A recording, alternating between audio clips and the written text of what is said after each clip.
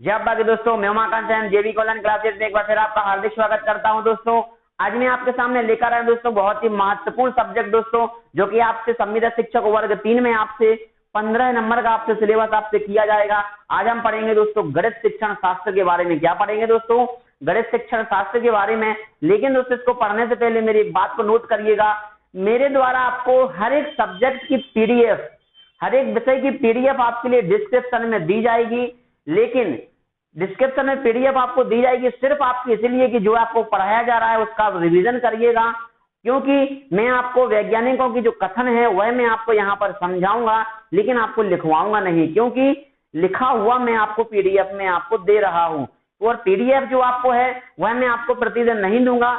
सबसे पहले आपके लिए वीडियो के द्वारा उसको समझेंगे, उसको वीडियो के माध्यम से करेंगे। जब उसको पूरा टॉपिक हमारा खत्म हो जाएगा उसके बाद आपके लिए वो पीडीएफ आपको प्रोवाइड करवाई जाएगी दोस्तों। क्लियर है दोस्तों? लेकिन जितने लोग चैनल को देख रहे हैं सभी लोग चैनल को सब्सक्राइब जरूर कर लीजिएगा दोस्तों, और उसके बगल में जो बेल आइकन है उसको भी प्रेस कर लीजिएगा, ताकि हमारे द्वारा जो भी आपका नोटिफिकेशन दिया जाएगा वह आपको आसानी से मिल सके। क्लियर है दोस्तों? तो हम यहाँ पर शुरू करते हैं दोस्तों गणित शिक्षण शास्त्र के बारे में, जो कि बहुत ही महत्वपूर्ण सब्जेक्ट है। अब देखिए दोस्तों, आखिर शिक्षण शास्त्र होता क्या है? सबसे पहली बात होती है कि शिक्षण शास्त्र क्या है सर? गणित दो पोर्शन में क्यों आ रहा है, गणित दो भागों में क्यों आ रहा है? एक गणित में पूछा जाएगा आपसे न्यूमेरिकल अर्थमेटिक आपसे सवाल किए जाएंगे, लेकिन दूसरा गणित का जो पेपर आपका होगा उसमें आपसे पेडागोजी पूछी जाएगी। तो पेडागोजी आखिर है क्या, शिक्षण शास्त्र आखिर है क्या? देखिए दोस्तों, जब कोई बच्चे स्कूल पढ़ने के लिए जाते हैं, जब कोई बच्चे स्कूल पढ़ने के लिए जाते हैं दोस्तों, तो वह पढ़ाई करना होती है, वह शिक्षा ग्रहण करना होता है। क्या होता है? वह शिक्षा ग्रहण करना होता है। लेकिन दोस्तों आप क्या बनने जा रहे हैं? आप एक शिक्षक बनने जा रहे हैं। क्या बनने जा रहे हैं? आप एक शिक्षक बनने जा रहे हैं। तो देखिए दोस्तों, जब कोई शिक्षक अपने विद्यार्थियों के लिए कुछ पढ़ाता है तो उसे क्या कहते हैं? उसे कहते हैं शिक्षण कराना। मतलब क्या? वह शिक्षण करा रहा है अपने ज्ञान के माध्यम से, अपने द्वारा जो विधियां दी जाएंगी उन विधियों के माध्यम से उन विद्यार्थियों के लिए वह ज्ञान दे रहा है। और उन ज्ञान देने की जो प्रक्रिया होती है उसे कहा जाता है शिक्षण, और जिन विधियों के द्वारा उसे ज्ञान दिया जाता है उसे कहा जाता है शिक्षण विधियां। और इसीलिए हम यहाँ पर उसको पढ़ेंगे, क्या? गणित शिक्षण शास्त्र के बारे में। हम यहाँ पर देखेंगे कि गणित को किन किन विधियों के माध्यम से पढ़ाया जाता है और किन किन माध्यम से गणित का मूल्यांकन किया जाता है, हम यहाँ पर देखेंगे। ठीक है दोस्तों? और हमारे यहाँ पर सभी विषय का आपसे पेडागोजी आपको करवाया जाएगा दोस्तों, लेकिन शर्त हमारी वही रहेगी कि पहले हम टॉपिक को क्लियर करेंगे, उसके बाद आपको टॉपिक के लिए आपको पीडीएफ आपको दी जाएगी दोस्तों। क्लियर है? तो हम यहाँ पर प्रारंभ करेंगे दोस्तों क्या? Math pedagogy. मैथ पेडागोजी प्रारंभ करने से पहले दोस्तों आपके दिमाग में एक सवाल हो रहा होगा कि गणित क्या है, और नहीं हो रहा तो दोस्तों उस सवाल को आप मन में पैदा करिएगा, क्या? कि गणित क्या है। क्योंकि अगर आपके दिमाग में यह सवाल नहीं आ रहा है तो क्यों नहीं आ रहा है? आप गणित पढ़ने जा रहे हैं, गणित क्या है? क्योंकि आप पढ़ रहे हैं शिक्षण शास्त्र। एक अध्यापक की दृष्टि से देखिए, क्योंकि आप बच्चों को पढ़ाने वाले हैं, तो सबसे पहले बच्चे अगर पूछे गणित क्या है, तो गणित क्या है, इसमें आपका जवाब क्या होना चाहिए? इसमें आपका जवाब होना चाहिए दोस्तों कि गणित एक ऐसी विद्या है, गणित एक ऐसी विद्या है जिसमें गणना की प्रधानता होती है। गणना की प्रधानता या प्रमुखता होती है, प्रमुखता होती है, प्रमुखता होती है। और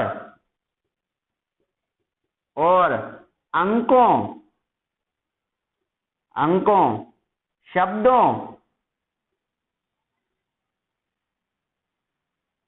सूक्ष्म चिन्हों के द्वारा हम उसका परिमाण, दिशा स्थान ज्ञात कर सकते हैं, ज्ञात कर सकते हैं। यह रहेगी दोस्तों हमारी गणित की वह परिभाषा जो कि आपके सभी वैज्ञानिकों के अनुसार मिलाकर आपसे एक परिभाषा बनाई जाती है और जो कि आपसे परीक्षा में पूछी जाती है। तो क्या रहेगी? गणित एक ऐसी विद्या है, गणित एक ऐसी विद्या है जहां पर गणना की प्रमुखता होती है। गणना मतलब क्या होता है? गिनती करना। जहां पर गणना की प्रमुखता होती है और जहां पर अंकों, शब्दों और चिन्हों के माध्यम से, अंकों, शब्दों और चिन्हों के माध्यम से उसका परिमाण, दिशा और स्थान ज्ञात किया जा सकता है, वह गणित होती है। वह क्या होती है? वह गणित होती है।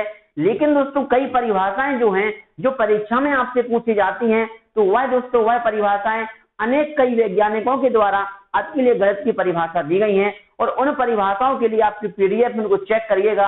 आपको हर एक वैज्ञानिक की परिभाषा आपके लिए पीडीएफ में दी गई है। जो भी आपको समझ में ना आए उसको आप हमें कमेंट के माध्यम से कमेंट करिएगा, आपकी हर समस्या का समाधान किया जाएगा। दोस्तों अब हम यहाँ पर देखेंगे दोस्तों कुछ गणित के बेसिक तत्व जहां से प्रश्न किए जाते हैं। दोस्तों तो जो भी करना है कोई दिक्कत नहीं है, बिल्कुल नोट करने की प्रॉब्लम नहीं है, क्योंकि मैंने आपको पीडीएफ में सब कुछ दे के रखा है। बस आपको नोट करना है जो हम यहाँ पर आपको बताएंगे और उसको अंडरलाइन करना है। परीक्षा की दृष्टि से महत्वपूर्ण रहेगा दोस्तों, ठीक है। हमने देखा दोस्तों गणित क्या है। गणित एक गणनात्मक पक्ष और गणित एक ऐसी विद्या है जिसमें गणना की प्रमुखता होती है और अंकों, शब्दों और सूक्ष्म चिन्हों के द्वारा हम उसका परिमाण, दिशा और स्थान ज्ञात कर सकते हैं। अब देखेंगे जरा गणित आखिर जो है, आखिर इसकी उत्पत्ति कहां से हुई, क्योंकि पिछली बार पेपर में पूछा गया था कि गणित की जो उत्पत्ति है वह किस भाषा में हुई दोस्तों और अंग्रेजी वर्णमाला के किस शब्द से हुई। तो जरा हम उसको भी देख लेते हैं, क्योंकि इसमें से आपका 1 नंबर आपका पक्का हो सकता है, क्योंकि हर पेपर अलग अलग तरीके से आएगा, हर क्वेश्चन अलग अलग प्रकार का आएगा। हो सकता है क्वेश्चन आपको मिल जाए। हम देखेंगे दोस्तों गणित की उत्पत्ति, गणित की उत्पत्ति, ठीक है दोस्तों। अब देखिए गणित की जो उत्पत्ति है दोस्तों, अगर हम हिंदी में बोलें दोस्तों, तो हिंदी में हमारा जो गणित क्या होता है? गणित जो बना है दोस्तों शब्द, यह बना है दोस्तों गण धातु से। कैसे दोस्तों? यह बना है गण धातु से, जिसका मतलब होता है दोस्तों गणना। क्या होता है? गणना करना। मतलब क्या? गिनती करना। मतलब क्या दोस्तों? गिनती करना। गणित शब्द हिंदी का शब्द है, यह गण धातु से बना है, जिसका मतलब क्या होता है? गणना। लेकिन अगर हम यहीं पर कहें दोस्तों क्या? अंग्रेजी में, अंग्रेजी में क्या कहा जाता है? अंग्रेजी में कहा जाता है दोस्तों मैथमेटिक्स। क्या कहा जाता है? मैथमेटिक्स कहा जाता है। अब यह मैथमेटिक्स जो है दोस्तों वह अंग्रेजी में कहा जाता है। तो मैथमेटिक्स का एक शब्द लिया गया दोस्तों, कहां से लिया गया? यह लिया गया यूनानी भाषा से। इसको नोट करिएगा दोस्तों, इसमें से यूनानी भाषा से एक शब्द लिया गया। मैथमेटिक्स जो शब्द बना है आखिर वह कहां से मिलकर बना है और किस शब्द से मिलकर बना है, हम उसके बारे में देखेंगे। तो एक यूनानी भाषा से एक शब्द बाहर निकाला और उस शब्द का नाम है दोस्तों क्या? मैथामेटा। मैथामेटा से एक शब्द को बाहर निकाला दोस्तों और मैथामेटा के द्वारा मैथमेटिक्स बना। और जो इसका अंग्रेजी रूप है, जो क्या है दोस्तों? इसका अंग्रेजी रूप है। अब यहाँ पर अगर आपसे प्रश्न कर लिया जाए कि मैथमेटिक्स शब्द जो है वह किस भाषा से लिया गया है, तो आपका यूनानी भाषा से लिया गया था। और कौन सा शब्द लिया गया था? मैथामेटा। और मैथामेटा से मिलकर क्या बना दोस्तों? मैथमेटिक्स। क्या बना? मैथमेटिक्स बना दोस्तों। क्लियर है? तो यह होता है दोस्तों क्या? गणित की उत्पत्ति जो हुई वह इस प्रकार का है। यही भी मैंने आपको पीडीएफ में आपको दे रखा है। अब हम देखेंगे दोस्तों गणित की परिभाषाएं जो कि अलग अलग वैज्ञानिकों के द्वारा दी गई हैं दोस्तों, उनको जरा आप ध्यान से देखिएगा। इसमें एक परिभाषा है दोस्तों जो कि बहुत ज्यादा महत्वपूर्ण है, जो कि दोस्तों कही गई है दोस्तों किसके द्वारा? रोजन बेकर के द्वारा। रोजन ब्रेकर के द्वारा एक परिभाषा दी गई है। इसको तो आप दोस्तों रट लीजिएगा, क्योंकि यही आपका 1 नंबर पक्का करेगा दोस्तों। क्या कहा गया है कि गणित, इसमें दोस्तों सिर्फ एक बात याद रखिएगा कि क्या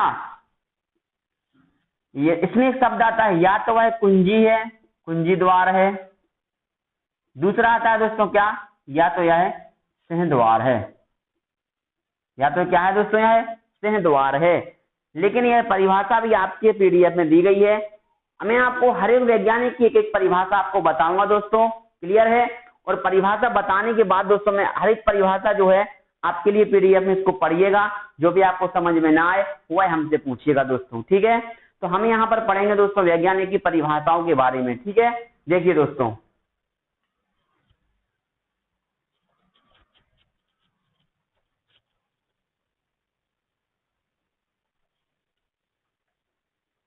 सबसे पहली परिभाषा देखिए दोस्तों, सबसे पहली परिभाषा दी गई है दोस्तों किसके द्वारा, लाक के द्वारा दी गई है। लाक के अनुसार एक परिभाषा दी गई है।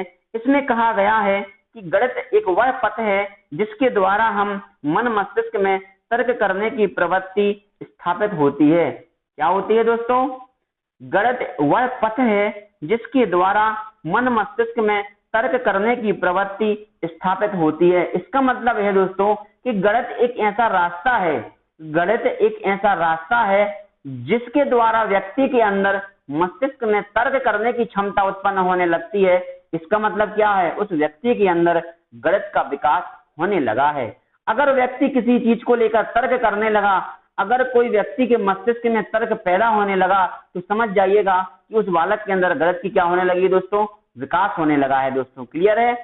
अगली परिभाषा देखेंगे दोस्तों हम किसके द्वारा, मार्शल एच स्टोन के अनुसार। मार्शल एच स्टोन का कहना है कि गणित एक ऐसी विद्या का ज्ञान है, गणित एक ऐसी विद्या का ज्ञान है जो कि अमूर्त तत्वों से मिलकर बनी है, जो कि अमूर्त तत्वों से मिलकर बनी है और इन तत्वों को मूर्त रूप में परिभाषित किया गया है, इन तत्वों को मूर्त रूप में परिभाषित किया गया है।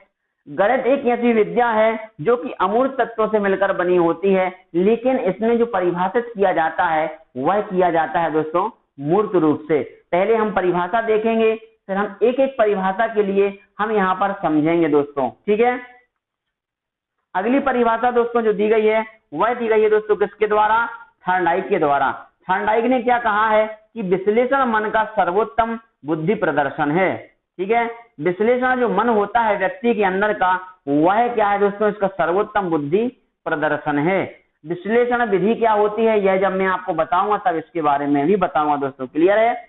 अगली बात क्या होती है दोस्तों, क्या कहा गया है, वर्नांड शाह के अनुसार कहा गया है क्या कि तार्किक चिंतन के लिए, तार्किक चिंतन के लिए गणित एक शक्तिशाली साधन है। मतलब क्या दोस्तों, कि अगर व्यक्ति के लिए तर्क करना है, अगर व्यक्ति के लिए तर्क करना है तो उसके लिए क्या है दोस्तों, गणित एक शक्तिशाली साधन है। गणित अगर आप कर रहे हैं तो आपके अंदर तर्क करने की क्षमता बढ़ेगी। गणित के आप कोई भी सवाल आप करेंगे तो आप बुद्धि का प्रयोग करेंगे, और बुद्धि का अगर आप प्रयोग करेंगे दोस्तों तो क्या होगा दोस्तों, आपके अंदर तर्क करने की क्षमता बढ़ेगी। इसका मतलब क्या है, अगर तार्किक चिंतन के लिए गणित एक शक्तिशाली साधन है, ठीक है दोस्तों।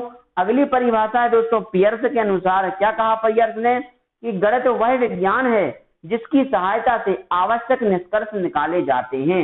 गणित एक वह विज्ञान है जिसकी सहायता से आवश्यक निष्कर्ष निकाले जाते हैं। जैसे कि गणित वह विज्ञान है जिसकी सहायता से आवश्यक निष्कर्ष निकाले जाते हैं, मतलब आपने जो लोन लिया है उस लोन का कितना अमाउंट आपको भरना पड़ेगा, इसका निर्धारण आप गणित के माध्यम से आसान विधि के द्वारा उसका मान निकाल के लगा सकते हैं। तो यह बात किसने कही दोस्तों, पियर्स ने कही है। इसके बाद दोस्तों अगली परिभाषा जो कि बहुत ज्यादा महत्वपूर्ण है, इसको वेरी मोस्ट टाइम भी लगा लीजिएगा, वह कही दोस्तों रोजर ब्रेकन ने कहा है कि गणित समस्त विज्ञानों का, गणित समस्त विज्ञानों का सिंहद्वार एवं कुंजी है। क्या है दोस्तों, सिंहद्वार एवं कुंजी है। वेरी मोस्ट टाइम भी सवाल है दोस्तों, इसको नोट कर लीजिएगा, ठीक है दोस्तों। अगली परिभाषा है दोस्तों हागवेन के अनुसार। इन्होंने कहा है कि गणित सभ्यता एवं संस्कृति का दर्पण है। गणित सभ्यता एवं संस्कृति का दर्पण है, मतलब गणित के द्वारा उन्होंने क्या कहा है, गणित सभ्यता का भी और संस्कृति का भी क्या है, एक दर्पण है। संस्कृति और सभ्यता नहीं है लेकिन इसका एक दर्पण है, मतलब इसका एक प्रतिरूप है। क्लियर है दोस्तों। अगली बात हम पढ़ेंगे दोस्तों क्या, वेदांग ज्योति के अनुसार। पिछली बार यह परिभाषा पूछी गई थी। वेदांग ज्योति के अनुसार इन्होंने क्या कहा है दोस्तों कि जिस रूप में मयूरों के सिर पर मुकुट शोभामान होता है। जिस प्रकार मयूर मतलब होता है दोस्तों मोर, जिस प्रकार मोर के सिर पर मुकुट शोभामान होता है तथा सर्पों के सिर पर मणियां, वही सर्वोच्च स्थान वेदांग नाम से परिचित विद्वानों में गणित का है। इन्होंने क्या कहा दोस्तों वेदांग महोदय ने कि वेदांग नाम से परिचित विज्ञानों में गणित का है। ठीक है दोस्तों, इसका मतलब गणित का भी वही स्थान है दोस्तों, जिस प्रकार से एक मयूर के सिर पर मुकुट का स्थान होता है और एक सर्प के सिर पर मणि का स्थान होता है, वही दोस्तों क्या है, सर्वोच्च स्थान वेदांग नाम से परिचित विज्ञानों में गणित का है। क्लियर है दोस्तों। अगली परिभाषा हम देखेंगे दोस्तों किसके द्वारा, हार्वर्ड कमेटी के द्वारा दोस्तों। यह क्या है, गणित को अमूर्त स्वरूप के विज्ञान के रूप में परिभाषित किया जाता है। मतलब क्या दोस्तों, जो चीज हमें दिखाई ना दे, जो चीज हमें दिखाई ना दे वह अमूर्त कहलाता है दोस्तों। जैसे कि अगर आपने कहा कि 50 रुपए में 5 केले आते हैं, तो देखिए दोस्तों, तो बताइए 10 रुपए में कितने केले आएंगे। ना आपके सामने केला है, ना आपके सामने पैसा है, लेकिन फिर भी आप उनकी गणना कर रहे हैं। किस रूप में कर रहे हैं, अमूर्त रूप में कर रहे हैं। लेकिन व्यक्त किस प्रकार से कर रहे हैं, आप व्यक्त कर रहे हैं दोस्तों, उसको मूर्त रूप से व्यक्त कर रहे हैं। इसी बात को लेकर हार्वर्ड कमेटी ने कहा है कि गणित को अमूर्त स्वरूप के विज्ञान के रूप में परिभाषित किया जाता है। इसके बाद अगली परिभाषा दी है दोस्तों गास ने। गास ने क्या कहा है कि गणित विज्ञान की रानी है। इस प्रश्न को नोट कर लीजिएगा, यह प्रश्न परीक्षा की दृष्टि से पूछा जाता है। गास महोदय ने कहा है कि गणित विज्ञान की रानी है। क्या है दोस्तों, गणित विज्ञान की रानी है, क्योंकि दोस्तों गणित और विज्ञान एक दूसरे के अंदर निहित होते हैं। ये समझ लीजिएगा कि गणित और विज्ञान एक दूसरे के हाथ पैर हैं। क्लियर है दोस्तों। इसके बाद दोस्तों हम पढ़ेंगे दोस्तों क्या, जे वर्ड गिब्स के अनुसार इन्होंने कहा है वो सी आसान सी परिभाषा दी है दोस्तों, गणित एक परिभाषा है। गणित क्या है दोस्तों, गणित एक भाषा है। क्लियर है। इसके बाद दोस्तों हम देखेंगे अगली परिभाषा जो कि दी गई है दोस्तों यंग के अनुसार। इन्होंने कहा है यदि विज्ञान की रीढ़ की हड्डी गणित हटा दी जाए, इन्होंने कहा है यदि विज्ञान की रीढ़ की हड्डी गणित हटा दी जाए तो संपूर्ण भौतिक सभ्यता निसंदेह नष्ट हो जाएगी। इन्होंने कहा दोस्तों कि ये विज्ञान की जो रीढ़ की हड्डी होती है उसे गणित को माना है। इन्होंने क्या कहा दोस्तों कि विज्ञान की जो रीढ़ की हड्डी होती है वह गणित होती है। क्लियर है दोस्तों। तो इस प्रकार से दोस्तों हमारी महत्वपूर्ण परिभाषाएं हैं जो कि आपको पीडीएफ में दी गई हैं दोस्तों। हमने देखा दोस्तों अलग अलग परिभाषाओं के बारे में। अब कल हम देखेंगे दोस्तों कि इन सभी परिभाषाओं के द्वारा क्या निष्कर्ष बाहर निकल के आता है, क्या परिभाषाएं निकल के बाहर आती हैं, इसके बारे में कल देखेंगे हम अगली क्लास में दोस्तों। तो बने रहिएगा। यहाँ से हम पेडागोजी स्टार्ट करने जा रहे हैं। एक एक चैप्टर से एक एक विषय को लेकर हम ऐसा कोई भी टॉपिक नहीं छोड़ेंगे जो कि आपके परीक्षा में आ जाए और आपसे ना बने। क्लियर है दोस्तों। तो आज के लिए इतना ही काफी है। कल मिलेंगे अगली वीडियो के साथ दोस्तों। जय बागी।